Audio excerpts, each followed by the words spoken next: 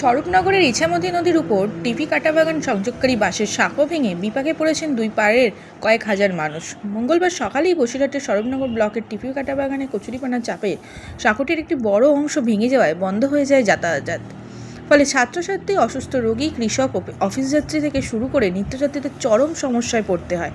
স্থানীয় সূত্রে জানা গিয়েছে, ইছামতি নদীর একদিকে টিপি এবং অন্যদিকে কাঁটাবাগান। দুই এলাকার মানুষের যোগাযোগ অন্যতম ভরসা এই বাঁশের সাঁকো। প্রতিদিন বহু মানুষ এই সাঁকো ব্যবহার করে যাতায়াত করেন। নদী পারাপারের ক্ষেত্রে সাঁকোটি বন্ধ হয়ে যাওয়ায় এখন বিকল্প রাস্তা ব্যবহার করতে হচ্ছে বাসিন্দাদের। স্থানীয়দের দাবি, সাঁকো দিয়ে সরাসরি নদী পার হওয়া সম্ভব না হলে বিভিন্ন কাজে ঘুরপথে যেতে হবে। বিশেষ করে অসুস্থ রোগীদের চিকিৎসার জন্য নিয়ে যাওয়া, পড়ুয়াদের স্কুল কলেজ যাতায়াত এবং কৃষকদের চাষের কাজে নদী ওপারে যাওয়ার ক্ষেত্রে বড় সমস্যা তৈরি হয়েছে ইতিমধ্যে।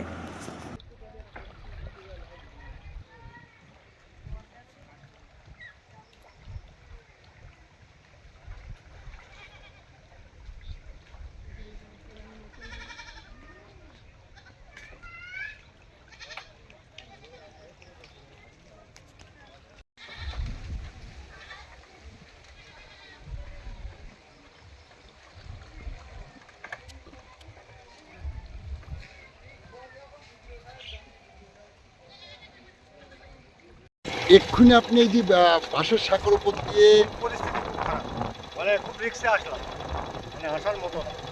কি অবস্থা?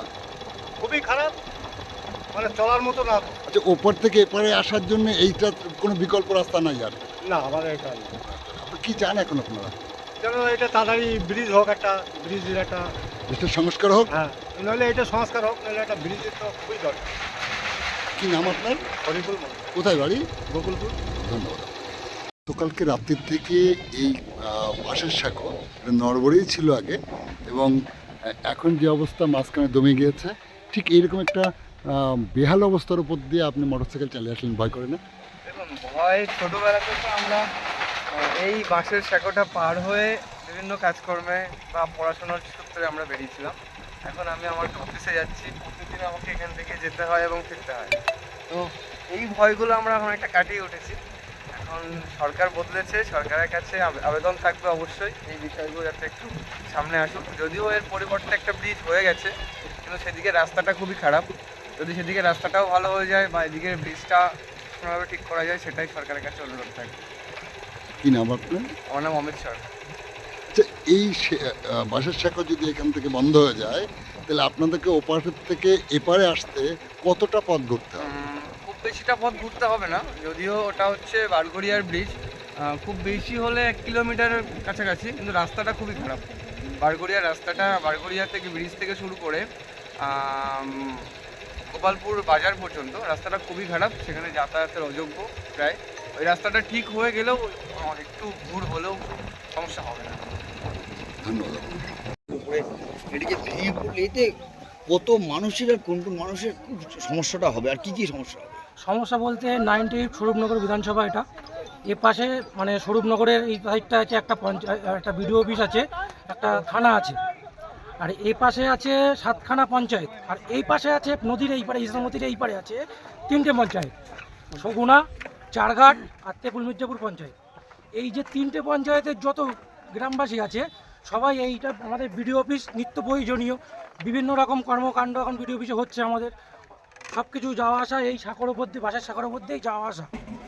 মানে মেনত আজকে এই সমস্যাটা নিত্যদিনের সমস্যা। এই ব্রিজটা আগে একবার ভেঙে গিয়েছে, একবার ঠিক করা হয়েছে, এইভাবেই মানে ব্রিজটা চলছে। আর বলবো ব্রিজটা যে মানে যাদের পঞ্চায়েত সমিতি ছাত্রছাত্রীদের কোনো সমস্যা হবে? ছাত্রছাত্রীরা তো যাচ্ছে, স্কুলে পড়তে যায়, স্কুলে যাচ্ছে, এখান থেকে পড়তে যায় ওপারে, তাদের একটা ভীষণ সমস্যা। এপারে একটা কলেজ আছে, গোবরডাঙ্গা কলেজ, সেখানে সব যাওয়া আসা করে। নিত্য প্রয়োজনীয় এই ব্রিজটা ভেঙে গেলে ভীষণ সমস্যা আমাদের। কিন্তু ইমার্জেন্সি আমরা চাই যে কোনো মুহূর্তে আমরা যদি যাওয়া আসা করতে পারি, সেই একটা সচল রাখার জন্য আমরা একটা ব্যবস্থা করছি।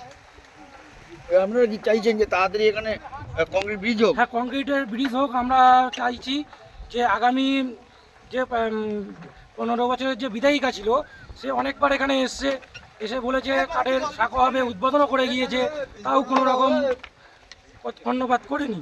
কিন্তু শুধু ভাওতা দিয়েই গেছে সারা জীবন। আমরা এখন চাই- কি চাইছে এখন কি এই যে ব্রিজটা কংক্রিটের ব্রিজ হোক, এটা চাইছেন? এইটাই চাই। 3 পঞ্চায়েতের মানুষজনের সুবিধা যেন ভালোভাবে পায়। আপনার নাম কি? মানস হালদার। এই যে লক্ষ লক্ষ মানুষের সমস্যা, এই নিয়ে কি পদক্ষেপ নিচ্ছেন আপনারা প্রশাসনিকভাবে?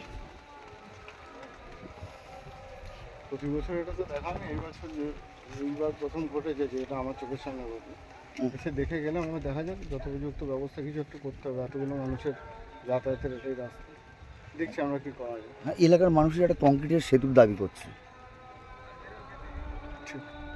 আমরা দেখছি কি করা যায় যদি আমাদের তরফ থেকে হয় ভালো যদি না তরফ তো আমরা উপরে জানাবো যে এলাকার মানুষের এরকম দাবি আছে কী করা যায়।